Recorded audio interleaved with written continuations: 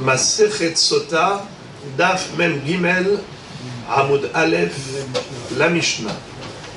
Vediberu hashotrim el ha'am lemor, mi ha'ish asher bana bayit hadash velo hanacho, yelech veyashov lebeto pen yamut bamilchama, veish acher yachnechenu.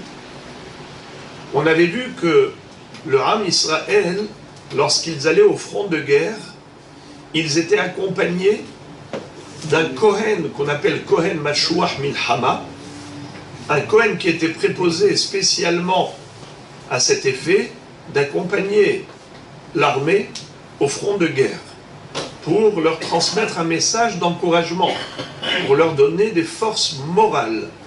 Il leur disait, sachez que Shema Israël, Atem Kerevim Hayom la Milchama, sachez que vous ne venez pas en guerre avec votre force physique, une stratégie militaire conventionnelle, mais plutôt accompagné d'une force divine.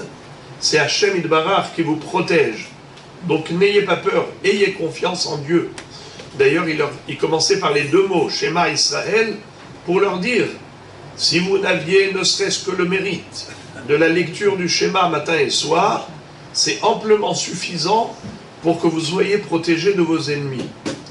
Mais nous voyons dans cette paracha de Shoftim qu'il y avait trois messages. Un message où nous voyons le Kohen parler. C'est ce que je viens de dire. Un message d'encouragement. Ensuite, nous voyons que c'est les Shotrim qui prennent la parole, les huissiers de justice, les policiers. Eux vont parler de quoi? Ils vont parler des dispenses. Qui est dispensé de la guerre? Trois catégories de personnes. Celui qui a construit une maison qui ne l'a pas inaugurée, celui qui s'est fiancé et ne s'est pas encore marié, et celui qui a planté un vignoble qui n'a pas encore joui. Vous savez que la jouissance d'un vignoble, et d'après certains, c'est pareil pour tous les arbres fruitiers, ce n'est qu'à partir de la 4e année. Car durant les 3 premières années, depuis la plantation de l'arbre, eh bien les fruits qu'il donnera pendant ces 3 ans s'appellent des fruits de Orla. Donc interdit même au profit, pas uniquement à la consommation, on ne peut même pas en profiter. Donc à partir de quand peut-on jouir des fruits d'un verger, d'un vignoble? Ce n'est qu'à partir de la 4e année. Et même pas en mangeant simplement, il faut apporter les fruits à Yerushalayim et les manger là-bas. Si c'est trop lourd ou trop loin, il faut transférer la kedusha des fruits sur de l'argent qui sera, lui, apporté à Yerushalayim pour l'investir dans des produits alimentaires que l'on achètera et on consommera là-bas. Ça s'appelle Mi Asher Nata, Mi Ha'ish Asher Nata, Kerem Velo Hillelo. C'est quoi les Halel? Halel, Hol, profane. Comment on profane ce qui est sacré? Comment on va faire que le vignoble qui a donné des fruits sacrés pendant la 4e année, ces fruits seront désacralisés? Eh bien, en transférant la sainteté des fruits sur de l'argent qu'on apportera à Yerushalayim. Alors ça, c'était le message de qui? Des Shotrim. Voilà les 3 dispenses. Maison, vignoble et fiancé, mariage. Mais après, il est écrit dans la Torah, Veya Sefo HaShotrim. Les Shotrim vont rajouter encore un message supplémentaire. Lequel? C'est d'exempter de la guerre celui qui a peur. Mi ha'ish hayare verachal levav, yelech v'yashov lebeto. Il ne faut pas qu'il fasse fondre le cœur de ses collègues, comme lui est peureux, et en voyant le sang, en voyant les épées, il tremble, eh bien il fait trembler ses acolytes. Faut pas. Donc nous voyons ici 3 messages. Je ne veux pas aller plus loin dans la précision, parce que je voudrais quand même laisser un peu de suspense pour la Gemara. La Gemara va nous apporter un éclaircissement, à savoir qui dit quoi. Entre le Kohen et les Shotrim, qui allait énoncer les 3 messages. Alors lisons la Mishnah. Vediberu hashotrim el ha'am lemor mi ha'ish asher bana bait velo bait hadash velo hanacho yelech veyashov lebeto. La Mishnah nous dit Ehad abone beta teven beta bakar beta etzim beta otzarot. Qu'est-ce que ça veut dire? Ce n'est pas seulement une personne qui a construit une maison pour y habiter, qui était dispensée de la guerre, tant qu'il n'a pas inauguré sa maison, mais même celui qui a construit tout ce qui est attenant à la maison, qui est nécessaire pour la vie de tous les jours. Exemple, Beta Etzim, l'entrepôt de bûches de bois. À l'époque, on se servait de bûches de bois pour allumer le four, pour allumer la cheminée. C'était nécessaire. Et donc, c'était un service domestique, attenant à la maison. C'est comme la maison elle-même, puisque c'est nécessaire pour la vie au quotidien. Également, Beta Teven, la maison de la paille, c'est-à-dire l'entrepôt de paille. Car la paille servait aussi, par exemple, pour allumer la cheminée. Avant d'allumer les bûches de bois, il faut d'abord du papier, il faut d'abord de la paille. Ou bien pour s'allonger dessus, pour fabriquer toutes sortes de poufs ou de matelas, ou bien pour mettre carrément dans le foin, pour donner à manger aux animaux, qui faisaient partie de l'étable, parce qu'ils mangeaient de la viande. Comment ils avaient de la viande? Pas forcément d'aller chez le boucher et transporter 3 km à pied un sac de viande. On avait une vache ou un mouton et des animaux, des bêtes, des bovins, des ovins dans l'étable qui se trouvaient pas loin de la table, et c'est comme ça qu'on avait en effet de quoi manger. Chacun était shochet, on va chercher le shochet, il vient dans la cour de la maison, et hop, fait shrita, et ensuite on se prépare la viande cachère, cachérisée. Ça s'appelle beta bakar, l'écurie. Donc chacun avait son étable dans sa cour. Donc ça fait partie aussi de la vie domestique, de la vie civile, de la vie classique. Celui qui a construit donc une écurie et n'a pas encore inauguré, ou il a construit un entrepôt de paille, il n'a pas inauguré, ou un entrepôt de bois, il n'a pas inauguré, ou beta otzarot, c'est-à-dire la cave où on met les tonneaux de vin, d'huile, de vinaigre. Eh bien, ça aussi, si j'ai construit un martef qui était attenant à la maison et qui n'a pas été inauguré, ça fait partie des dispenses. Ça veut dire que quand la Torah dit baït, c'est pas uniquement baït hadash dans le sens de dormir dedans, de vivre soi-même dedans, mais ça fait partie de la vie. Toutes ces succursales, tout ce qui est attenant à la maison, ce sont des annexes. Ces annexes font partie de baït. Et par conséquent, la personne peut obtenir une dispense de la guerre. La Mishnah continue et nous dit Ehad abone, ve'ehad alokeach, ve'ehad ayoresh, ve'ehad shenitan lo bematana. Bien que la Torah ait parlé clairement de quelqu'un qui a construit une nouvelle maison,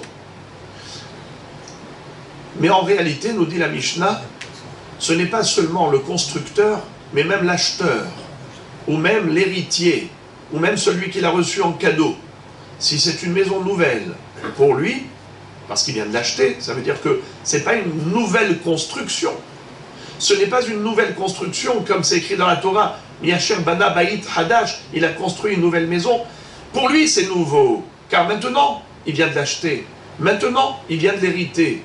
Maintenant, il vient de recevoir cadeau.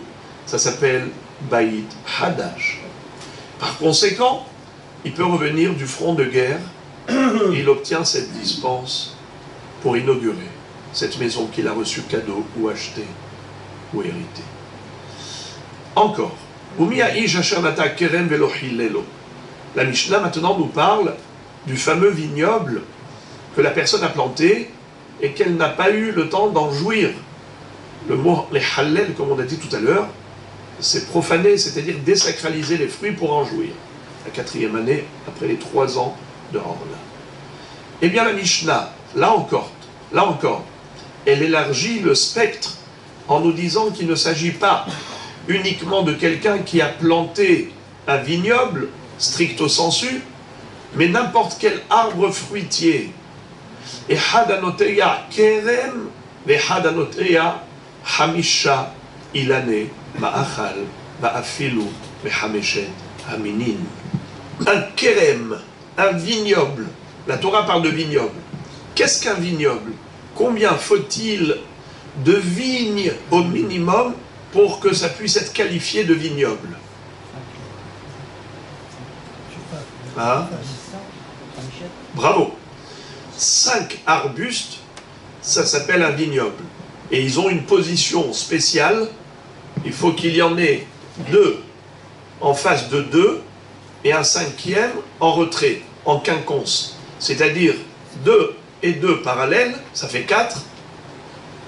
Et le 5e arbuste, il est comme la queue des 4. Vous avez une image dans Rashi. Vous voyez ici le schéma de Rashi? Voyez-vous? Ça, c'est vu de haut. Vous avez vu, la photo, elle a été prise en hélicoptère. C'est avec les drones. Donc, on a ici, voilà les 5 arbustes. Et donc, je reprends. C'est pas uniquement des vignes, mais même des bravo, des arbres fruitiers autres que des vignes, et même si c'était 5 espèces différentes. Par exemple, un arbre de pêche, un arbre de prune, un arbre de pomme, un arbre de poire et un arbre de noix. Eh bien, vous avez 5 catégories différentes. Malgré tout, étant donné qu'ils sont positionnés comme un vignoble, ça a exactement le même din qu'un vignoble. Ça veut dire que tout verger est concerné par la même dispense. Quelqu'un qui a donc planté ces 5 arbres dans cette position, donc ça s'appelle un verger, il n'est pas tour de la guerre, il revient du front de guerre pour aller en profiter. Comment?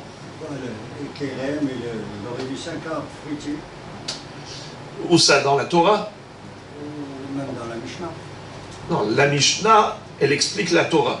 Dans la Torah, il est écrit Umi ha'ish asher nata kerem velo hilelo. Alors la Torah a parlé de kerem. La Mishnah dit faut pas traduire la Torah telle qu'elle. Bien que la Torah ait parlé de kerem, c'est parce qu'en général, les gens ils plantaient du kerem pour la vigne, parce qu'ils avaient du vin. Donc c'était plus fréquent. Mais en réalité, ça ne change rien. La Mishnah continue d'élargir l'éventail. Et elle dit Ehada noteya, vehada mavrich, vehada markiv, vehada lokeach, vehada yoresh, vehad shenitanlo bematana. Quand on dit le mot ehad, ehad, vehad, qui peut me traduire le mot ehad? Celui qui... Bravo. Ah ouais. Alors, ehad ici, ça veut pas dire un et un. Ça veut dire que ce soit l'un ou l'autre, que ce soit Notéa, ou que ce soit Mavrir, ou que ce soit Markiv, ou que ce soit Lokeach, ou Yoresh, ou Matana, c'est le même din. On a ici 6 cas de figure. Alors, Notéa, traduction, et Hadanotéa, traduction, celui qui plante un arbuste. Mais Hadamavrir, c'est quoi Mavrir? Alors, je vais laisser Mavrir pour la fin. Mais Hadamarkiv, je vais laisser pour la fin. Mais Hadalokeach, c'est quoi Lokeach? Ça veut dire quoi prendre? Toujours dans la Torah, dans la Halacha, quand on parle de Lokeach, c'est quoi? Acheter. C'est un client. Comment, même ici dans l'hébreu moderne, comment on appelle un client? Bravo. À la Kouacheli, mon client. Lokeach. C'est pas prendre avec les mains, c'est prendre avec l'achat, avec l'argent. Mais Hada Yoresh, c'est quoi Yoresh? Héritier. Mais Had Shenitanlo Bematana, c'est quoi le Nitanlo Bematana? Celui qui a reçu comme cadeau. Très bien. Maintenant, j'ai laissé les deux qu'il fallait expliquer spécialement, c'est Markiv et Mavrir. Qu'est-ce que c'est que Markiv et qu'est-ce que c'est que Mavrir? C'est les mêmes lettres, mais c'est à l'envers. Alors, markiv, c'est le plus facile à expliquer, c'est la greffe. C'est-à-dire, on a un tronc d'arbre qui est planté, n'est-ce pas? Mais il est un peu âgé. Qu'est-ce qu'on fait? On fait un trou dans le tronc d'arbre, on prend la branche d'un jeune arbre et on met à l'intérieur de ce tronc qui est vieux. Qu'est-ce qu'on gagne? Ce qu'on gagne, c'est de rafraîchir les fruits. Les fruits qui vont pousser sur la nouvelle branche seront des fruits de meilleure qualité. Parce que la branche, elle est nouvelle, elle est jeune. Et qu'est-ce qu'on gagne? Pourquoi on ne laisse pas là où ça se trouve? On gagne des années de orla. On verra ça plus tard. Si Bech eta yalda bazekena hazak, normalement, quand tu plantes un arbuste, tu dois attendre 3 ans avant de commencer à jouir. Mais si tu prends une branche d'un nouvel arbre et que tu le greffes dans un vieil arbre, tu as 2 avantages. Tu as l'avantage de l'âge et tu as l'avantage de la qualité. Premièrement, la qualité, elle est meilleure parce que ce qui va pousser sur la nouvelle branche sera de meilleure qualité. Mais tu n'auras pas besoin d'attendre 3 ans pour commencer à jouir, étant donné que c'est considéré comme annexé à l'arbre principal qui est vieux. Il faut que ce soit la même espèce, sinon c'est assourd de faire qu'il haïm, de mélanger 2 espèces. Hazak ou Baruch. C'est le même principe des jumelages.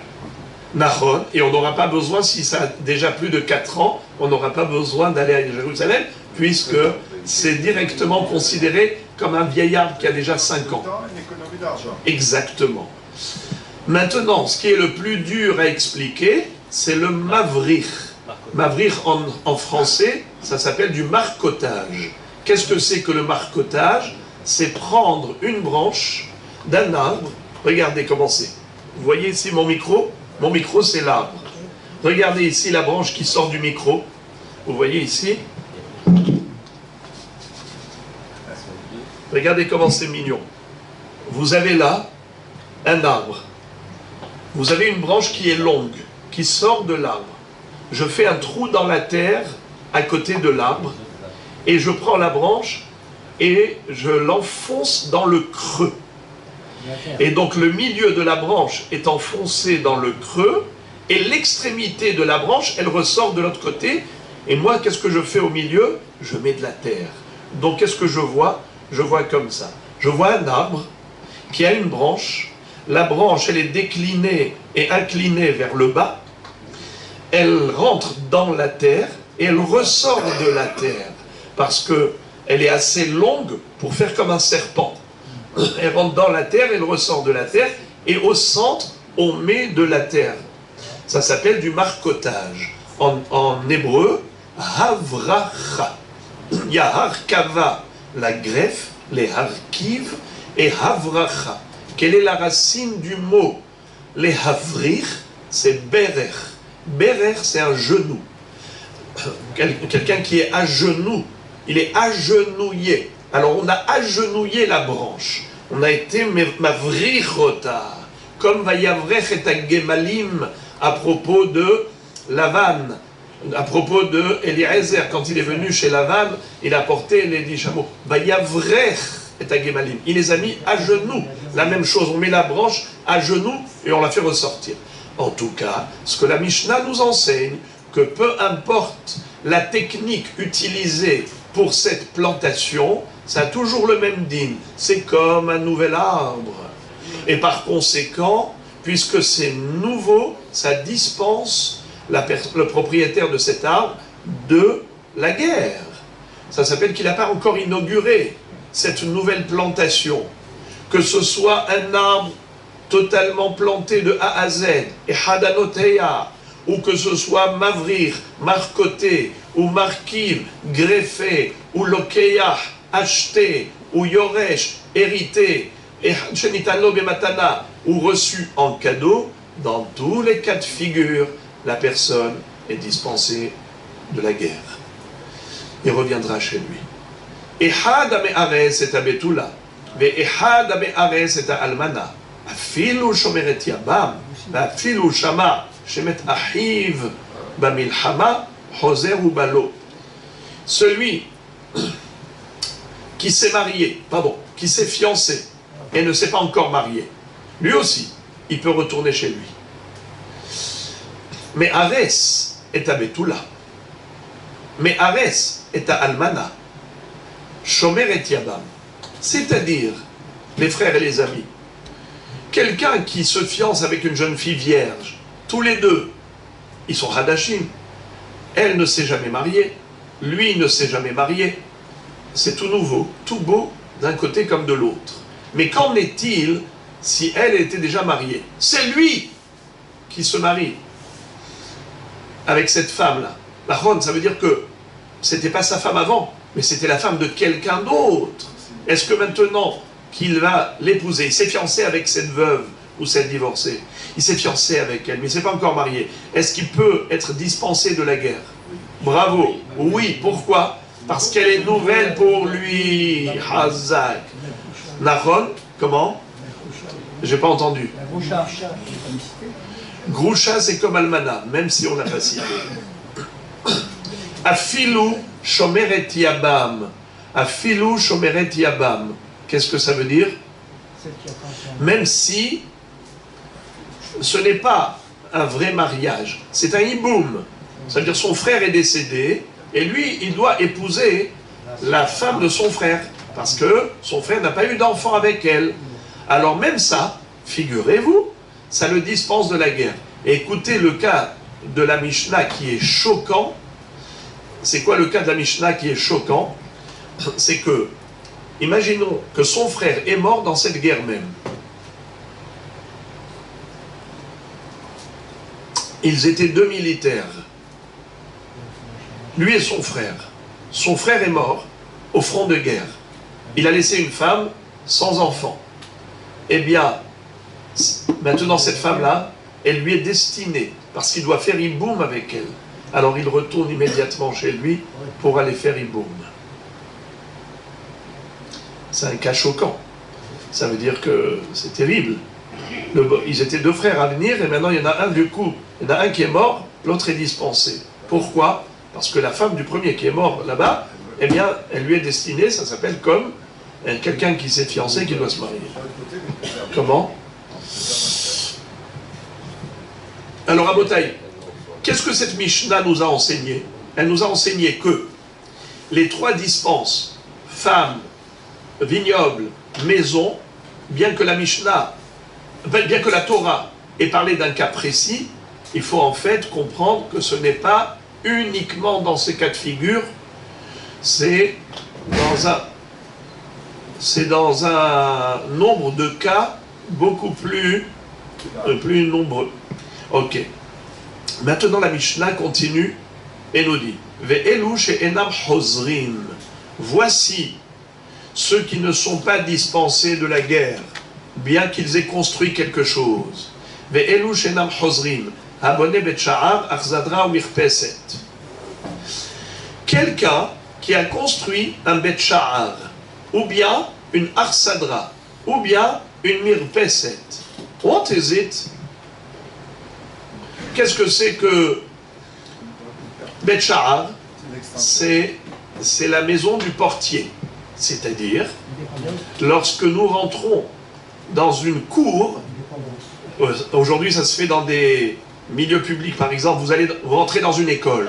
Il y a la cour de l'école, il y a un sas. Ce sas-là s'appelle Bet Sha'ar. Pourquoi? Parce que ça permet au gardien, le Me'avteyach, de rester assis dedans pour surveiller qui sont les intrus indésirables.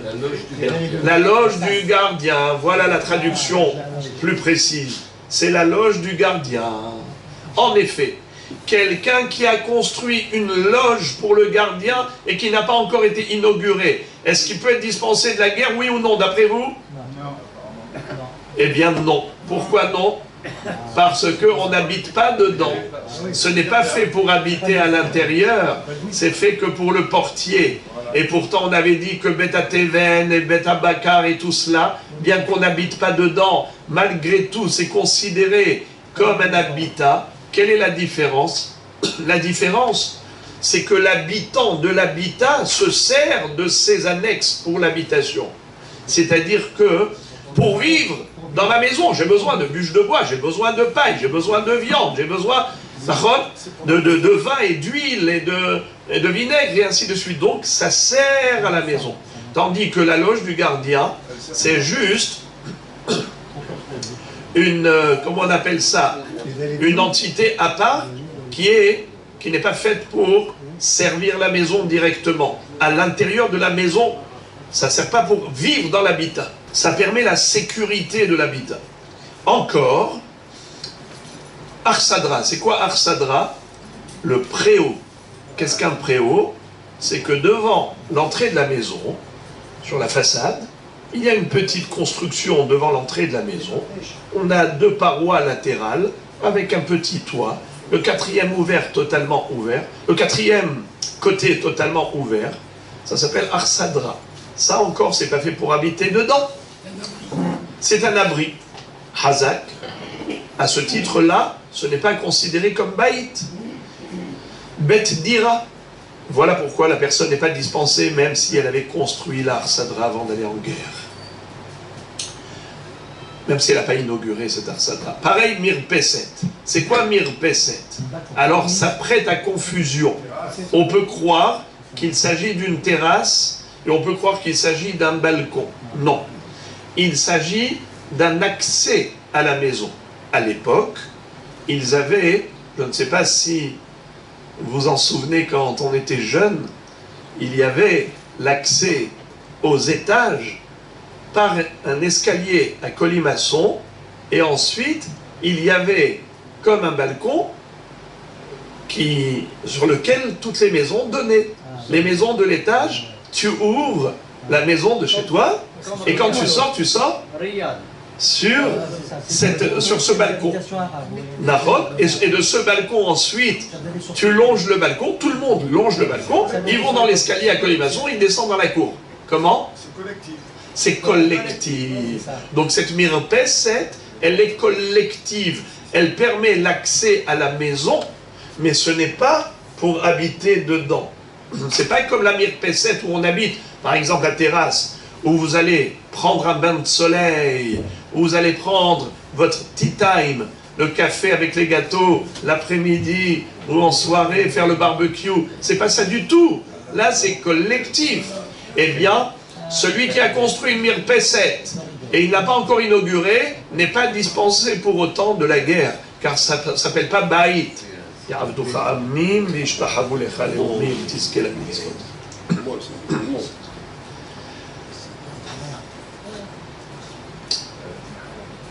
Alors, ve'elu she'enam chozrim, abone bet sha'ar, arsadra, mirpeset.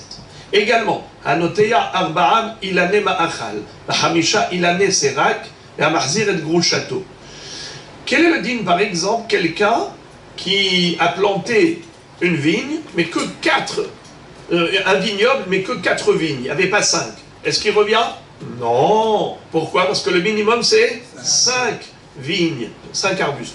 Ou bien, par exemple, il a 5 arbustes, mais ce n'est pas des arbres fruitiers. Ce n'est pas un verger. C'est il a notre srak, des arbres stériles, pas des arbres fertiles, des arbres fruitiers. Est-ce que quelqu'un qui a construit qui a planté 5 arbres dans la forme de la vigne, mais ce sont des ilanais sérac, est-ce qu'il est Hoser Merofrem Ilhama? Non. Également à Mahzir Grouchato, quelqu'un qui a divorcé, et ensuite quelqu'un a fait Shlom Baït entre les 2 ex-époux, et il les a remariés. Eh bien, là, il n'est pas Hoser Merofrem Ilhama parce qu'elle n'est pas nouvelle pour lui. C'est la même femme d'autrefois. La Mishnah conclut en disant Almana le Kohen Gadol, Grusha Machalutza le Kohen Hediot, Mamzeret untina li Israël, Bat Israël le Mamzer ul Natil, Lo Haya Hoser. Bon, Chaba. Celui qui, un Kohen Gadol qui a épousé une veuve, est-ce que c'est permis ou interdit? Interdit, bravo. Est-ce qu'un Kohen Hediot peut? Oui. Oui, un Kohen classique, oui, mais pas un Kohen Gadol. Grusha Machalutza le Kohen Hediot. Un Kohen Hediot, un Kohen classique, qui a épousé une divorcée. Permis? Non. Halutza. une femme déchaussée, c'est-à-dire celle qui n'a pas fait Iboum, elle a plutôt déchaussé son Yabam. Alors je répète le cas de figure. Le garçon Cohen, monsieur Cohen, s'est fiancé avec une veuve, avec une divorcée ou une haloutza. Cohen Gadol s'est fiancé avec une almana. Et maintenant voilà qu'ils sont sollicités pour aller en guerre.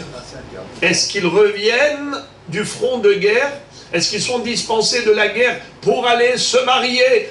Monsieur Cohen Gadol qui s'est fiancé avec la almana, ou Monsieur Cohen Idiot qui s'est fiancé avec la groucha ou la haloutza? Évidemment, bravo. Almana, les Cohen Gadol, groucha, la haloutza, le Cohen Idiot, jamais de la vie. Lo haya choser, il n'était pas dispensé de guerre. Au contraire, il n'a pas le droit de se marier avec elle. Ou encore, mamzeret untina li Israël, bat Israël et mamzer ul natin. C'est quoi une mamzeret? Une fille qui est bâtard, c'est-à-dire issue de relations incestueuses. Comme par exemple, hors mariage. non, hors mariage, c'est pas mamzeret. Faire une sœur. Par exemple, quelqu'un qui a eu avec une jeune fille célibataire un enfant, est-ce que l'enfant est mamzer? Non. C'est seulement si le issour qui frappait ce couple, qui frappait cette union, cette relation, eh bien c'est un issour karet ou un issour mitat beddin. Mais si c'est un issour lave ou encore moins, l'enfant n'est pas mamzer. Par exemple, un Kohen Gadol qui a été avec une almana ou un Kohen Idiot avec une groucha, c'est assour. Assour. L'enfant est mamzer, il est halal, mais il n'est pas mamzer. Pareillement, donc nous on est en train de parler ici de mamzeret. C'est une fille qui était issue d'une relation frappée de karet ou de métal beddin. Mamzeret. Untina, c'est quoi netina? Netina, c'est une givronite. C'est l'un des peuples qui ont rusé Moshe Rabbeinu. Ils ont rusé Yehoshua ben Nun, ils ont fait semblant de revenir de loin, de vouloir se convertir au judaïsme. Eh bien, quand on a attrapé, ils se sont fait attraper, ils ont été condamnés à devenir des bûcherons et puiseurs d'eau.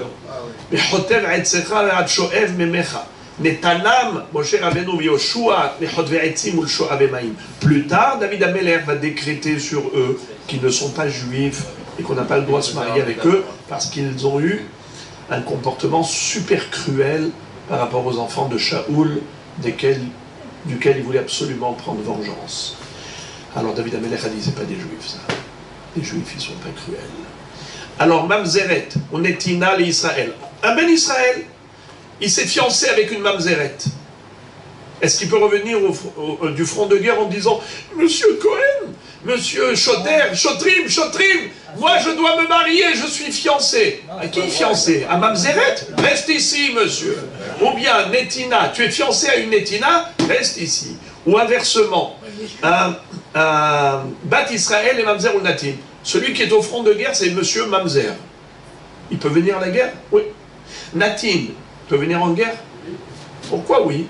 Mais c'est un Mamzer. Pourquoi il vient en guerre? Parce que c'est un juif. Un mamzer est un juif. Est-ce qu'il doit mettre les téphilines? Oui. Il a toutes les mitzvot. La seule chose qu'il n'a pas, c'est qu'il ne peut pas se marier avec une juive. Il peut se marier avec qui? Une mamzeret comme lui. Ou avec une guilloret. Ok. Alors, mamzer et natin, ils vont au front de guerre et ils ne sont pas dispensés de la guerre au cas où ils étaient fiancés à une femme interdite. Par exemple, un mamzer, c'est qui la femme interdite pour lui? Bravo. Une bat Israël. Un natin, c'est qui la femme interdite? Une juive. Hazak. Lo haya choser. Alors, ils ne sont pas dispensés de la guerre. Rabbi Yehuda Omer, af abone bait al mechono, lo haya choser. Ah, c'est pas mal. Imaginons quelqu'un qui avait une maison qui était dans un risque d'éboulement, qui pouvait s'écrouler, qui pouvait s'ébranler. Alors, qu'est-ce que la mairie a dit? Ils ont dit, il faut raser. Alors il a rasé, il a reconstruit, exactement dans les mêmes mensurations. Al-Mechono. Est-ce que ça s'appelle Baït Hadash? Eh bien voilà. Ça s'appelle pas Baït Hadash. Étant donné qu'il n'a rien rajouté de plus, ça ne s'appelle pas Baït Hadash. Ouais, ça s'appelle Al-Mechono. Ok, on continue. Rabbi Eliezer Omer Afabone, Bet Levenim Ba Sharon, Lo Haya Hoser.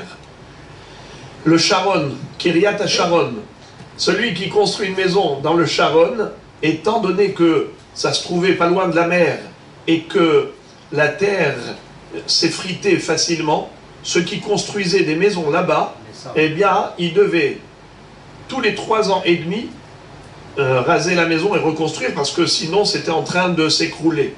Parce que les briques, ils construisaient avec des briques et ces briques, ça s'enfonçait comme dans des sables mouvants comme ça. Une terre friche. Ok, une terre meuble. Donc c'était pas une maison stable. C'était pas une maison stable. Pour une maison pareille, on ne revient pas de la guerre, du front de guerre. Elou chez Enzazin Mimekoman. Maintenant, on a parlé de ceux qui allaient au front de guerre et qui devaient revenir par rapport à cette dispense. Mais il y a ceux que Bichlal, ils sont dispensés de facto. Ils n'ont même pas besoin d'aller au front de guerre pour revenir de là-bas. Ils peuvent rester chez eux. Par exemple, Bana Baït Vehanacho, quelqu'un qui a construit une maison, il a inauguré, mais l'inauguration, ça dure 1 an. Tant que l'année ne s'est pas écoulée, eh bien, il s'appelle encore, dans l'année de l'inauguration, Ad Melotlo Shana Temima, jusqu'à la fin de l'année. Il n'a pas besoin, Bichlal, de quitter son chez-soi. Également, Nata Kerem Vehilelo. Combien de temps? C'est l'année du Hiloul, on avait dit 1 année entière. 3 ans, c'est or là, la 4e année, toute la 4e année, c'est l'année du Hiloul. Il a commencé à en jouir, à être Mehalel, eh bien, il reste ici, puisqu'il a déjà commencé le Hiloul, la désacralisation des fruits par le transfert de leur sainteté sur de l'argent qu'il apporte à Yerushalayim pour consommer là-bas. Hanoset Arusato, ou bien celui qui s'est déjà marié. Pendant combien de temps il doit rester avec sa femme pour la réjouir? Bravo! Mais Simach et Ishto, à connaître et Yebamto, ou bien celui qui a iboumé la Yebama, eh bien le Yabam, il reste avec elle pendant la première année. Il ne sort même pas de chez lui, puisqu'il a déjà fait le Iboum. Shenemar naki iye lebeto shana ahat vesimach et Ishto asher lakah. Alors figurez-vous que ce pasouk-là, qui dispense totalement depuis le début, d'emblée, d'entrée de jeu, même pas la peine d'aller au front de guerre pour revenir, eh bien de quel pasouk on apprend? Le suivant. Ce pasouk qui parle du mariage, mais il fait allusion également à la construction. Regardez. Naki, Ihye, Lebeto, Shana et Hat, Besimach et Ishto, Asher Lakah. Lebeto, Zebeto. Ça veut dire quoi? Baït, en général ici, quand on dit Lebeto, c'est sa femme. Betozo Ishto, au sens propre. Mais ici, la Mishnah nous dit au sens figuré, Beto Zebeto. Beto, qui ici, au sens propre, veut dire la femme, ça fait allusion au sens figuré, la maison vraiment. Également, Ihye Zekarmo, ça fait allusion au Kerem, puisqu'on aurait pu dire Nakihu. Pourquoi on a dit Naki Ihye? C'est pour nous parler, pour faire allusion à la vigne. Vesimach et Ishto, Zo Ishto, Asher Lakah, Leavi et Yebimto. Où est-ce qu'on retrouve que la Yebama s'appelle les Kaha, ou le Kahalo le Isha, Veibema. Cette Lekiha de la femme fait allusion au Iboum. Même cela dispense le Yabam. En mesapkim maim umazon ven metaknim et adrachim. Ah, j'avais sauté une ligne. Ah ouais, j'avais sauté une ligne. Personne ne s'est rendu compte. Kol elu ve'elu shomrim divrei kohen ma'alchei hamilchama vechozrim b'milchama umesapkim maim umazon metaknim et adrachim. Nachon, j'avais sauté cette phrase. Et maintenant, je m'en rends compte parce que les derniers cas de figure, c'est pas comme les premiers cas de figure. Pour les premiers cas de figure, on a dit qu'ils sont dispensés de la guerre, ils reviennent chez eux, mais pas chez eux complètement. ils feront ce qu'on appelle aujourd'hui, dans le langage actuel, Shirut Leumi. C'est quoi un Shirut Leumi? Service civil. Ça veut dire qu'ils ne vont pas aller en guerre, ils ne vont pas prendre le revolver, mais ils vont tout de même aller apporter à manger aux soldats. Ils vont aider les soldats, leur apporter des victuailles, des provisions alimentaires, et également, ils vont leur arranger les routes pour aller en guerre. Il faut que les tanks puissent avancer, que les chevaux et les chars puissent avancer sur des pistes et des sentiers sur lesquels on peut rouler facilement, chevaucher, galoper facilement. Donc, metaknim et adrachim, c'est qui? Ce sont les premiers. Mais les derniers cas, ils n'ont même pas besoin de ça. C'est qui les derniers cas? Ceux qu'on vient de voir, qui n'ont même pas besoin de sortir de chez eux. Naki iye les bétos. Lo yetze lechol davar. Lo ya'avor Allah velo yetze lo. Gemara. La Gemara cite une baraïta. Tanu Rabanan. Vediberu ha-shoterim. Yachol devarim shel atzman. כשהוא אומר ויאספו השוטרים, הרי דברים של עצמן אמור. המן מקיים ודיברו השוטרים, בדברי משוח מלחמה כתוב מדבר. הכיצד? כהן מדבר ושוטר משמיע. C'est-à-dire, la baraïta va nous dire que dans le pasouk qui parle de la guerre, on avait vu que les soldats étaient accompagnés par deux catégories d'individus. Le Kohen Mashuach Milchama, un Kohen qui avait été oint spécialement pour remplir cette fonction d'accompagner les militaires au front de guerre. Mais il y avait également les Shotrim, les policiers, les huissiers de justice. Et chacun avait un message à transmettre. Tel que la Torah nous présente cela, eh bien, c'est réparti en trois. D'abord, le Kohen Mashuach Milchama, ensuite, Vediberu HaShotrim, ensuite, Veyasefu HaShotrim. Lorsque le Kohen parle, eh bien, il transmet un message. Lequel? L'encouragement. N'ayez pas peur. Ensuite, les Shotrim, quand ils prennent la parole, ils parlent des dispenses. Qui est exempté de la guerre? Comme on l'a déjà vu, celui qui a construit une maison qui ne l'a pas inaugurée, qui a planté une vigne qui n'a pas encore été méhalel, qui s'est fiancé, qui ne s'est pas encore marié, Yeler v'yashov lebeto, qui retourne chez lui. Ensuite, veyasefu hashotrim, les shotrim vont rajouter encore et vont dire quoi? Mi ha'ish hayare berach alevav, Yeler v'yashov lebeto, velo immas levav echav kilvavo. Celui qui a peur, qui retourne chez lui, pour ne pas ramollir le cœur des autres. Alors, ce qui est intéressant, c'est qu'il est dit Veyasefu ha-shotrim. Les shotrim vont rajouter. On n'avait pas besoin de dire ça. Si tu me dis Vediberu ha-shotrim, les shotrim vont dire, eh bien, on peut dire d'entrée tout ce qu'ils vont dire. Pourquoi ça a été séparé en deux? Les shotrim vont dire, les shotrim vont rajouter. C'est pas la peine de dire qu'ils vont rajouter, ils vont dire. Et tu dis tout ce qu'ils vont dire. La Torah, elle aurait dû tout simplement énoncer ce qu'ils avaient à dire. C'est qu'en fait, il y a trois formules.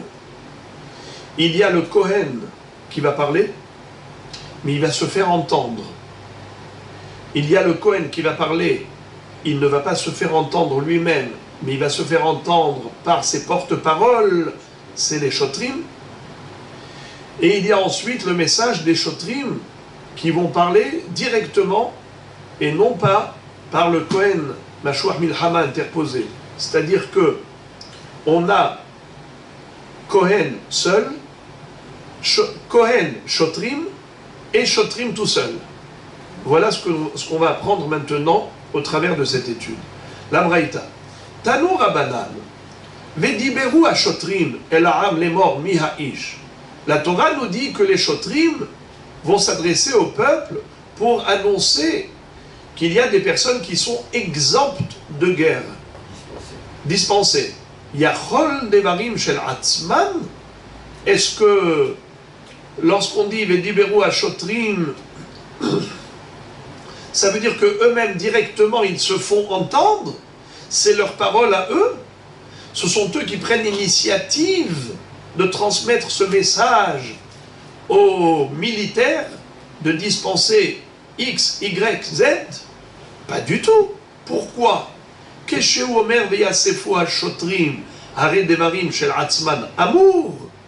C'est-à-dire, quand la Torah, en troisième position, elle nous parle de ce que les shotrim vont rajouter. Donc on voit là-bas que Béhémet, les shotrim, ils vont s'adresser directement au peuple pour dire que celui qui a peur, qui rentre chez lui. Donc le message de dispenser les poltrons, les peureux, ça c'est les paroles des shotrim. Mashma, que ce qu'ils vont dire avant, ce n'est pas leur parole personnelle, c'est juste une retransmission de ce que va dire le Kohen. En effet, Hamani Mekayem Bediberu Ashotrim, Bedivre Mashwah Milahama, Hakatuv Medaber. Haketzad, Kohen Medaber, Beshoter Mashmia. Ça veut dire que, quand on a dit Bediberu Ashotrim, c'est qu'ils vont répéter ce que le Kohen Mashwah Milhama a dit. Qu'est-ce qu'il a dit? Il a dit à voix basse, aux oreilles des shotrim, il leur a dit, annoncez-leur que cela et cela et cela sont dispensés. Et ce sont eux les shotrim qui vont le dire à haute voix. Ils seront les porte-paroles du Kohen Mashwah Milhama. Et ce qu'ils vont dire à la fin, qu'ils vont rajouter, ils ne sont pas porte-parole du Kohen. Ils disent et ils proclament ce que eux-mêmes veulent transmettre comme message personnel. Que ceux qui ont peur, qui rentrent chez eux. C'est pas par leur initiative? C'est pas une initiative, c'est que la Torah leur dit de le dire. Ils prennent pas des initiatives. La Torah leur demande de le dire. Mais comment cela va être dit? Eh bien, comme on va le voir dans quelques secondes, la Baraïta va nous dire très joliment qu'on a ici 3 messages.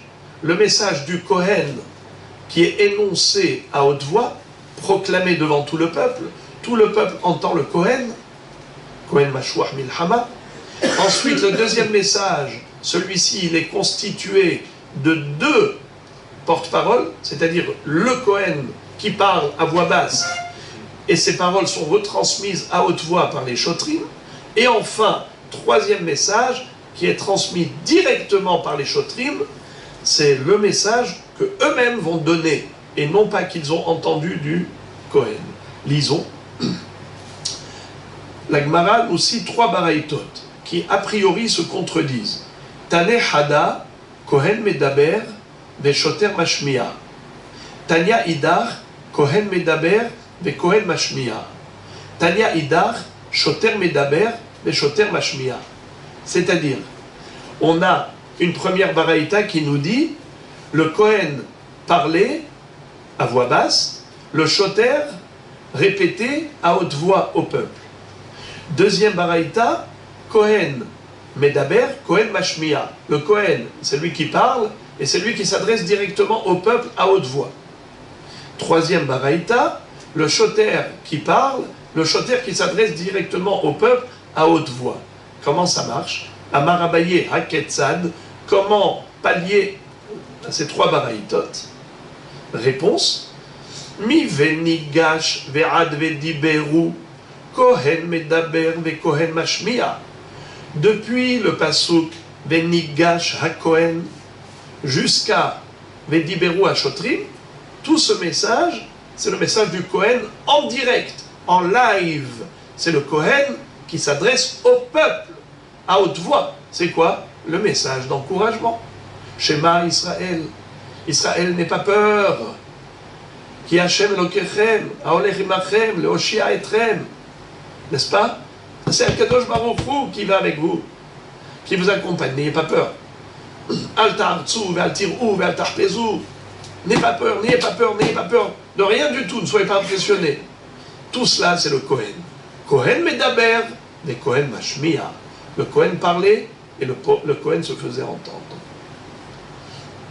Ensuite, depuis Mivediberu Hashotrim Adveya Sefu, Kohen Medaber Veshoter Mashmia. Depuis Vediberu Hashotrim jusqu'à Veyasefo à Shotrim, ce sont les dispenses des 3 catégories. Celui qui a construit une maison, qui s'est fiancé, pas marié, qui a planté une vigne, qui n'a pas été Mechalel, tout cela, ils sont dispensés par qui? Le Kohen les dispense à voix basse et les Shotrim répètent au peuple à haute voix.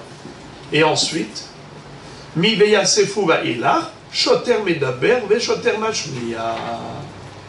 Le dernier message, de dispenser les peureux, ceux qui ont peur pour pas qu'ils ramollissent le cœur des autres, eh bien, cela a été dispensé directement par qui? Par les Shotrim. C'est pas le Kohen qui disait et eux répétaient, c'était directement en live des Shotrim au Ham Israël. Ce n'était pas une répétition. Et voilà. Maintenant, la Gemara va se focaliser sur ce qu'on a vu dans la Mishnah. La Mishnah a dit Miha ish asher bana bait hadash.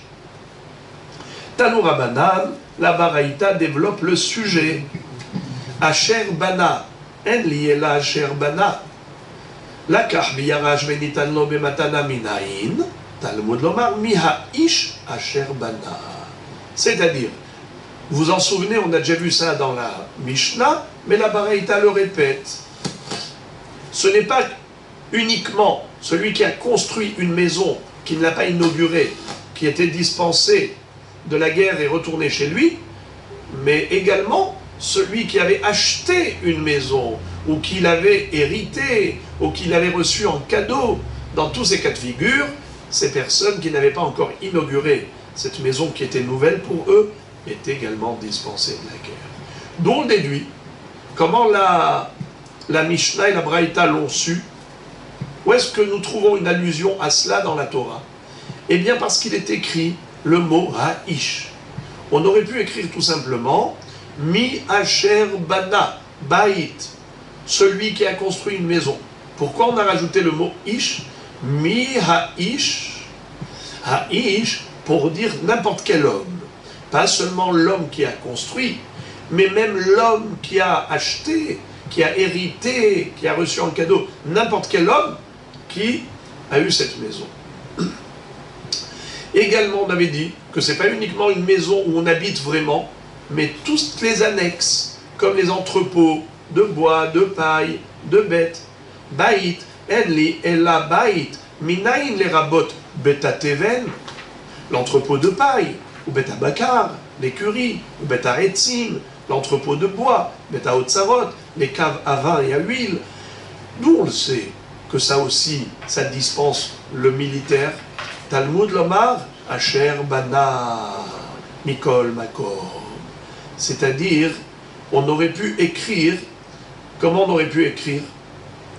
Miha'ish, asher bait bana.